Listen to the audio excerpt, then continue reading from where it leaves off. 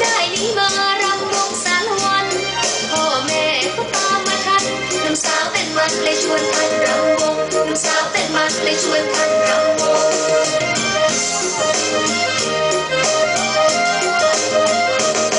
พลับพลึงกำลังบ้านใหม่ปลูกเอาไว้อยู่ในแดนดง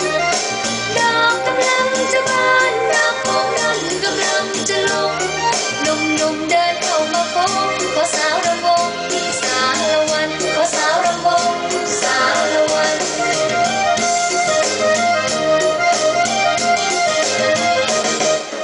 สารวันยักคิ้วยักคิ้วยักคิ้วยักคิ้วสารวัน